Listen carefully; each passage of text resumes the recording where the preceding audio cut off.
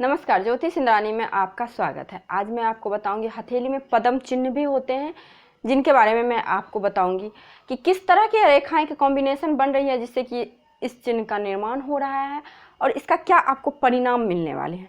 पहले मैं कंडीशन बताऊंगी, शर्तें बताऊंगी। यदि वो शर्तें फुलफिल कर रही है तो आपके हथेली में पद्म चिन्ह बन रहे हैं और उसका परिणाम क्या होगा उस चिन्ह का, वो भी मैं आपको बताऊंगी।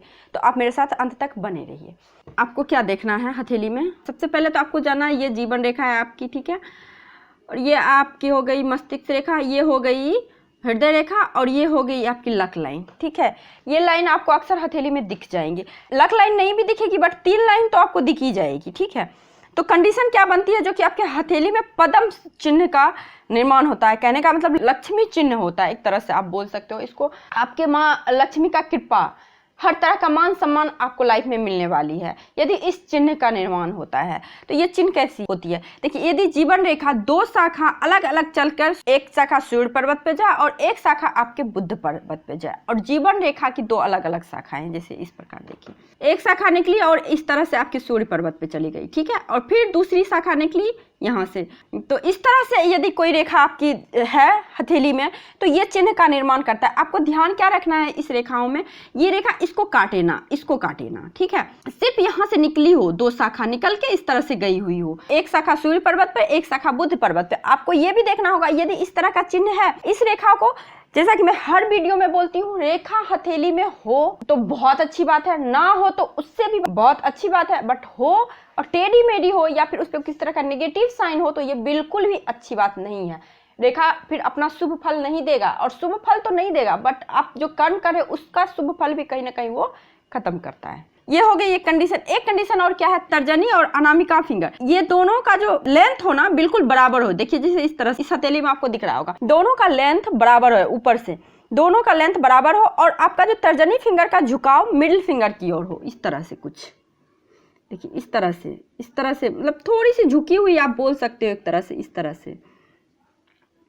इस तरह से झुकी हुई हो थोड़ी सी। देखने पे ऐसे करके देखोगे तो आपको लगेगा कि ये फिंगर थोड़ी सी झुकी हुई है इधर।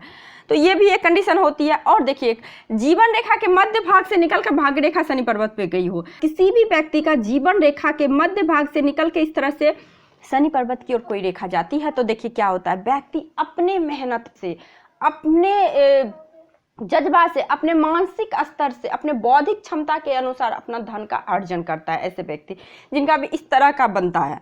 तो ये हो गई एक। और देखिए एक कंडीशन ये, हथेली के सभी पर्वत सुंदर और सुडौल उभार लिए हुए। देखिए हथेली की सभी पर्वत कहने का मतलब शनि को छोड़ के, शनि का पर्वत उभार लिए हुए अच्छी नहीं मानी जाती है। इस तरह से आप जब हथेली को देखोगे इस तरह से, ये पर्वत आपको ऊंचा दिखेगा बट आपका शनि पर्वत अक्सर हथेली में नीचा ही होता है, दबा हुआ ही होता है। यदि ये शनि पर्वत यदि उभार ले लिए हो तो बहुत नुकसान हो सकता है व्यक्ति को। तो इसलिए इसका उभार लिए हुए होना अच्छा ही नहीं होता है। आपके शुक्र पर्वत, आपके गुरु पर्वत, आपके सूर्य पर्वत, आपके बुध पर्वत, आपके चंद्रमा का पर्वत अच्छी उभार लिए हो तो इस तरह के चिन्ह का निर्माण होता है, ठीक है। और देखिए जीवन रेखा के समांतर कोई सहायक रेखा, देखिए जीवन रेखा के समानांतर यानी कि सपोर्टिंग लाइन भी बोलते हैं, और किसी किसी बुक में आप इसे हम लोग मंगल रेखा भी बोलते हैं। हाँ, इसे हम लोग मंगल रेखा भी बोलते हैं और इसे हम सपोर्टिंग लाइन भी बोलते हैं। यदि आपकी जीवन रेखा पे किस तरह का नेगेटिव साइन हो, सपोज टूट गई हो, आधी अधूरी हो और आपके एक सपोर्टिंग लाइन चल रही हो तो आपको कुछ नहीं होने वाला है, उस रेखा का नेगेटिविटी को खत्म कर देता है। तो यानी कि सहायक रेखा कहीं ना कहीं आपको बहुत ज्यादा फायदा दे देता है। मंगल रेखा पराक्रम में वृद्धि, आपके रक्षा करता है, हर तरह से कवच का काम करता है, एक तरह से आप बोल सकते हो। तो जीवन रेखा के समांतर कोई रेखा चल रही हो और भाग्य रेखा स्पष्ट हो, दोष मुक्त हो। भाग्य रेखा भले क्यों ना यहाँ से निकला हो या मणिबंध से या चंद्र पर्वत से कहीं से निकली हो बट स्पष्ट होनी चाहिए। तो ये कंडीशन यदि फुलफिल करता है, और एक कंडीशन और, गुरु पर्वत पे आपको क्रॉस हो तो ये भी बहुत अच्छी साइन बोली जाती है। तो देखिए इस तरह की यदि कंडीशन आपके हथेली में फुलफिल हो रही है तो आपको पद्म चिन्ह का योग बन रहा है। तो ऐसे व्यक्ति को नेम फेम पाने से कोई नहीं रोक पाता है। परिणाम स्वरूप इन्हें क्या मिलता है सटीक तरीके से जानिए। जिन किसी की भी व्यक्ति के इस तरह से हथेली में चिन्ह होगा तो वो बहुत ही शुभ चिन्ह माना जाता है। ऐसे व्यक्ति सफल अभिनेता बनते हैं, सफल राजनेता बनते हैं, राज कर्मचारी जरूर होंगे। ऐसे व्यक्ति प्रशासन के किसी भी क्षेत्र में ये व्यक्ति जा सकते हैं। बहुत अच्छे लीडर बनते हैं ये व्यक्ति, और ऐसे व्यक्ति को सारी सुख सुविधा मिलती है और सुपरस्टार भी इसी तरह के व्यक्ति बनते हैं। यदि इस तरह की हथेली में चिन्ह हो तो सुपरस्टार बनने से कोई नहीं रोक सकता है व्यक्ति को, नेम फेम पाने से कोई नहीं रोक सकता, विश्वविख्यात होने से कोई नहीं रोक सकता है। और अपने कार्य से समाज के क्षेत्र में अथवा देश में प्रमुख व्यक्तियों के साथ ही अपना संबंध बनाते हैं। कहने का मतलब जिनका भी इस तरह का चिन्ह हथेली में हो तो ऐसे व्यक्ति समाज के उच्च वर्ग से अपना एक तरह से मेल मिलाप, उठना बैठना होता है ना, तो उस तरह के व्यक्ति के साथ इनका होता है। तो ये चिन्ह बहुत ही शुभ बोला गया, बहुत ही स्पेशल चिन्ह होता है।